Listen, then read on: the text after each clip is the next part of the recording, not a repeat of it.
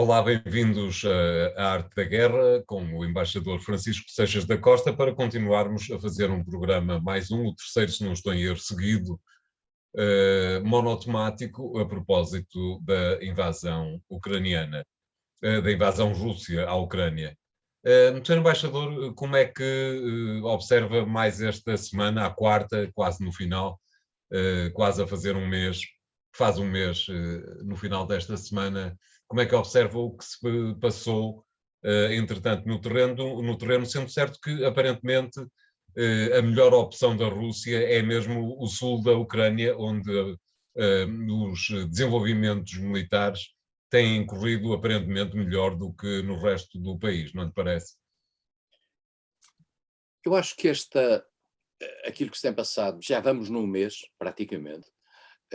nesta matéria, aquilo que se tem passado na Ucrânia parece demonstrar, em primeiro lugar, uma surpreendente fragilidade da Rússia em termos de capacidade de guerra convencional. A Rússia, todos nós sabemos, tem um poderio de natureza nuclear conhecido e capaz, e até em algumas áreas, nomeadamente em matéria de mísseis, parece ter tecnologia de ponta e, no fundo, consagrando aquilo que sempre foi uma tradição que já vem do tempo da União Soviética de áreas altamente sofisticadas que convivem com áreas tecnologicamente menos desenvolvidas. Mas o que é talvez surpreendente para muita gente, e julgo para a opinião pública internacional em geral, é uma certa estagnação por parte daquilo que é a capacidade convencional da Rússia e que, no fundo, vem consagrar algumas debilidades que já tinham sido patentes há bastantes anos, no caso da guerra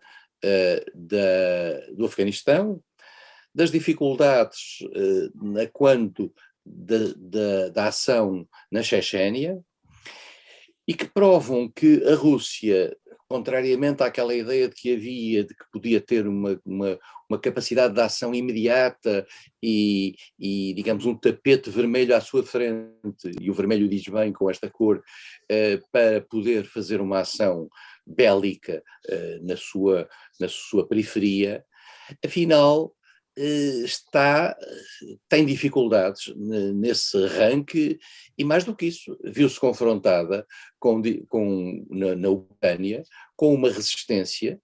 que nós pensávamos que a Rússia talvez pudesse ter previsto, isto é, a Ucrânia seguramente fazia parte daquilo que era uma área de observação muito concreta que a Rússia tinha na sua periferia, dado que era potencialmente um dos terrenos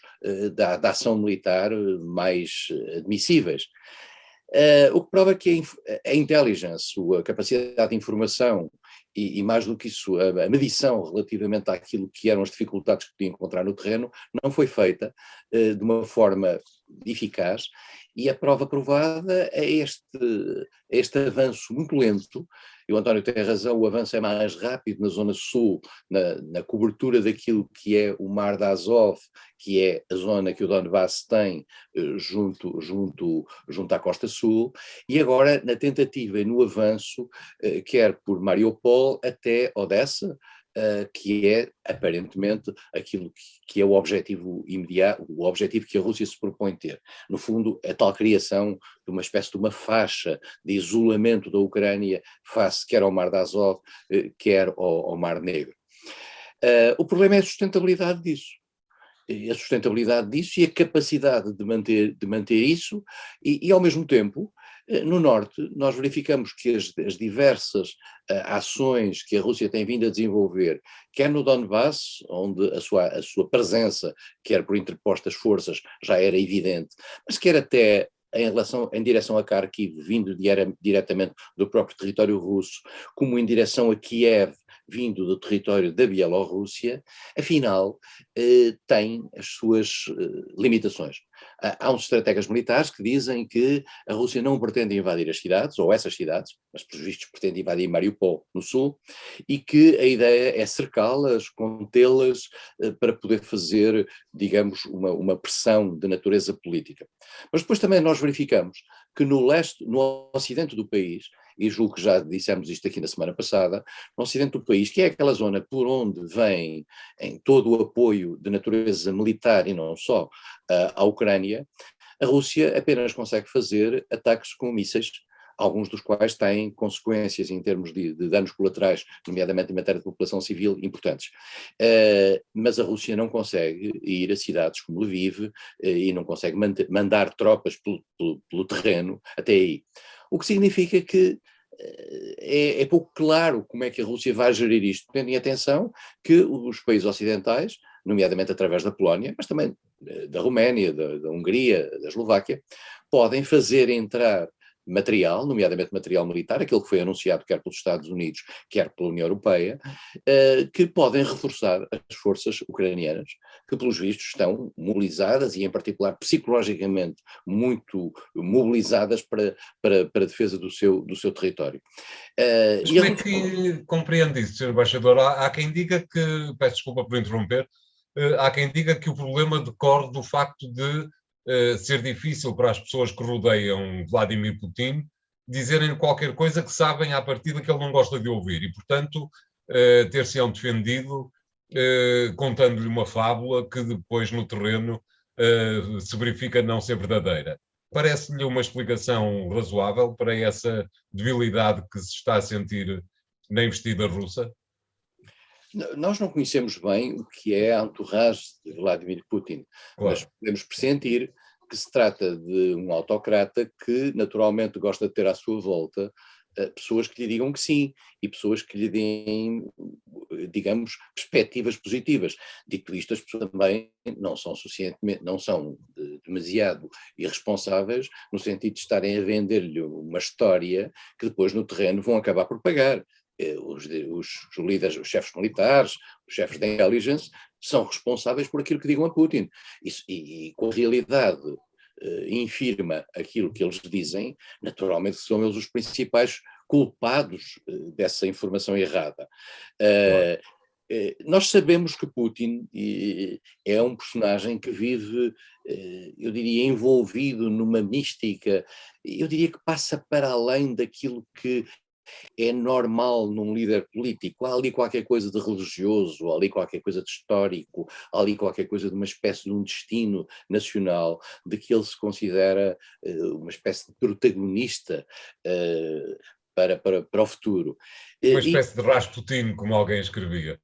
Rasputin de si mesmo, porque Rasputin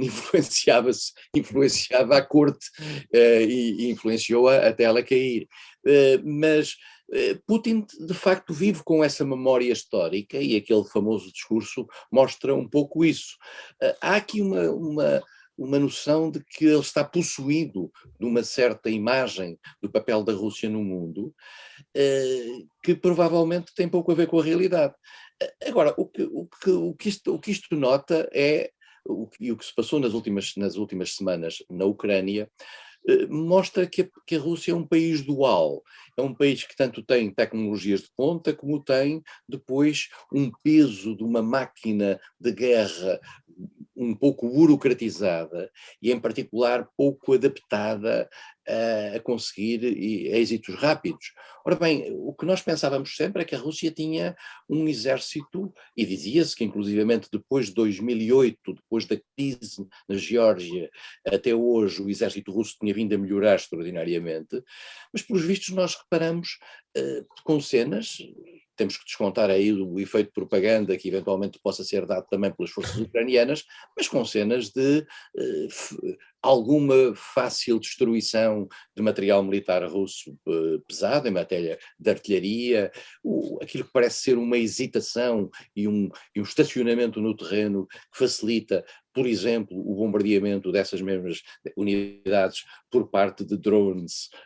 muito bem equipados, e nós sabemos hoje que a guerra é muito feita por drones bem equipados que conseguem substituir a presença local de infantaria e de artilharia,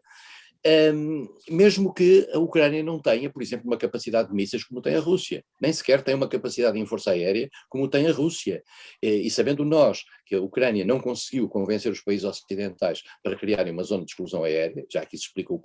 porquê, e já aqui explicou porque é que isso não deve ir a acontecer, mesmo assim, aparentemente a Rússia tem tido perdas importantes. Nós não sabemos exatamente o número de perdas russas, mas o número de perdas russas é substancial. E há uma coisa que é importante, mesmo no passado, quando estávamos a falar da União Soviética e quando a Rússia perdeu a guerra do Afeganistão e foi afastada do Afeganistão, como aliás parece ser a sina de todos aqueles que se metem no Afeganistão, uh, as mortes de soldados tiveram um impacto muito grande na opinião pública e na atitude russa, na altura soviética, perante a guerra. Ora, Claro. nós hoje estamos, apesar de tudo, com uma sociedade diferente. É uma sociedade que, independentemente de estar hoje muito condicionada sobre o ponto de vista informativo por parte da propaganda do governo e da propaganda oficial, apesar de tudo, as redes sociais ainda funcionam, a internet funciona, já não é o boca a boca em que o KGB vigiava as casas todas. As coisas hoje são um bocadinho mais abertas e, portanto, as pessoas hoje reagem mais àquilo que são as manifestações de rua em várias cidades da Rússia. Estamos a falar de cidades um pouco até Vladivostok, com dimensão diferente, prova bem que há uma opinião pública potencial desagradada com a guerra. Isso já se viu em vários aspectos. Portanto, há aqui um potencial de revolta muito grande. Se isso é suficiente para vir a derrubar Putin, não parece neste momento haver sinais que indiciem isso. Agora, a Rússia é uma surpresa, na minha opinião, face àquilo que era a expectativa de que fosse uma entidade já com uma certa capacidade militar capaz de, por exemplo, defrontar uma guerra na Ucrânia, que apesar de tudo é um país com 44 milhões de habitantes, com uma dimensão muito grande e com uma capacidade militar que ao longo destes anos tem vindo a ser reforçada com a ajuda dos países ocidentais, em particular dos Estados Unidos e do Reino Unido. Claro. Muito bem, vamos fazer aqui o primeiro intervalo, voltamos já de seguida e até lá.